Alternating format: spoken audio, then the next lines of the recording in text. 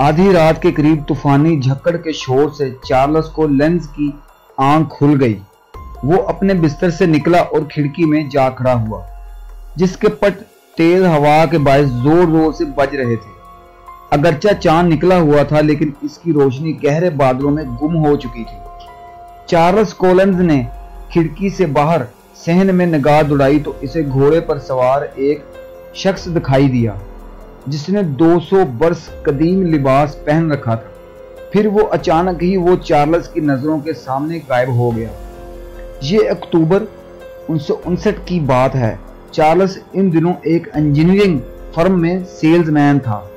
वो एक कारोबारी दौरे के बाद कार पर वापस लंदन जा रहा था। थकावट से चूर चार्ल्स ने रास्ते में किसी जगह क्याम करने का फैसला किया। थोड़ी दूर जाकर इसने एक होटल का बोर्ड देखा तो गाड़ी इसकी जानब मोड़ ली। खुशकिस्मती से होटल में एक ही कमरा खाली था जो इसे मिल गया, और फिर खाना खाने और चंद पैग शराब पीने के बाद अपने कमरे में चला गया, जो ऊपर वाली मंजिल पर था। होटल की इमारत की पिछली जानब एक कदीम अस्तबल था, जिसका बड़ा और भारी दरवाजा मतफल था, और दरवाजे के सामने सहन, जो कभी घोड़ों की बगियां खड़ी करने के लिए इस्तेमाल होता था। वहां अब बियर के क्रेटों के अंबार नजर आ रहे थे, जो दरवाजों के ऐन सामने ऊपर नीचे रखे हुए थे। 11 बजे चार्ल्स सोने के लिए बेड पर लेट गया और कमरे की रोशनी गुल कर दी। कुछ देर बाद तेज हवाओं के शोर से इसकी आंख खुल गई। तूफानी हवाओं के शोर के बायस चार्ल्स पर अजीबोगरीब कैफियत तारी हो गई। इसने दोबारा सोने की कोशिश की, मगर कामयाब ना हो पाया और 1 घंटे तक बेड पर लेटा छत को घूरता रहा। आखिरकार वो हिम्मत करके खिड़की में जा खड़ा हुआ। इसने देखा कि अस्तबल के भारी दरवाजे से एक घोड़े पर सवार शख्स निकल रहा है।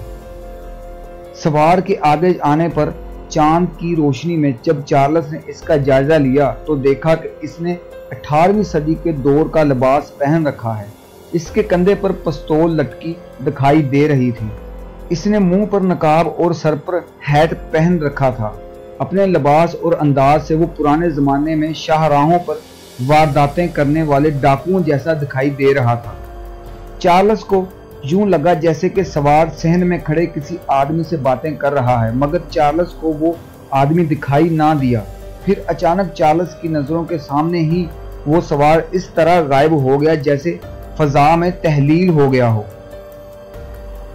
अगली सुबह इसने होटल की पिछली जानब जाकर देखा तो पता चला कि अस्तबल के दरवाजे से किसी का निकलना मुमकिन नहीं, क्योंकि दरवाजा मतफल था और इसके सामने क्रेटों के अंबार लगे हुए थे। इसने तमाम माजरा होटल के मालिक को सुनाया तो इसने कोई हैरानी जाहिर नहीं की, और इसने चार्ल्स को बताया कि वो एक डाकू रिचर्ड सेवेज का भूत था, जो अक्टूबर 1930 में इसी होटल के पास से पकड़ा गया था और इसे फांसी दे दी गई थी। मालिक ने मजीद बताया कि रिचर्ड ने होटल में छुपने की कोशिश की थी, मगर मैंने पकड़कर पुलिस के हवाले कर दिया, जिसकी वजह से अक्सर इसका भूत यहाँ नजर आता है ताकि मुझसे बदला ले सके।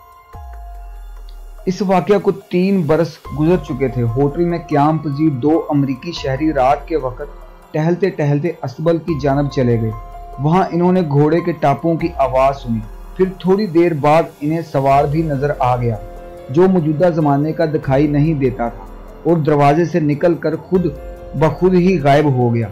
इन शहरियों में फिलाडेल्फिया का एक रिटायर्ड सर्जन भी था, जिसका कहना था कि इसकी हमेशा से ये शदीद ख्वाहिश रही थी कि वो किसी पुराने जमाने के भूत को देखे, और बिलाशुबा इन्होंने भूत ही को देखा था।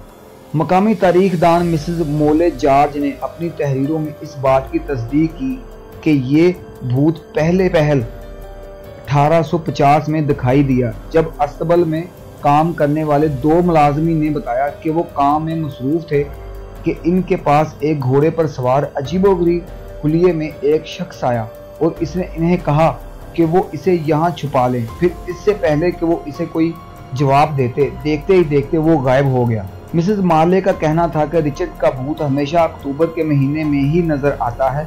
अक्टूबर 1900 में एक मकामी खातून ने रिपोर्ट दी कि इसके घर में एक शख्स ने जबरदस्ती घुसने की कोशिश की है। बाद में इसका हुलिया मालूम होने पर पता चला कि वो रिचर्ड का भूत था।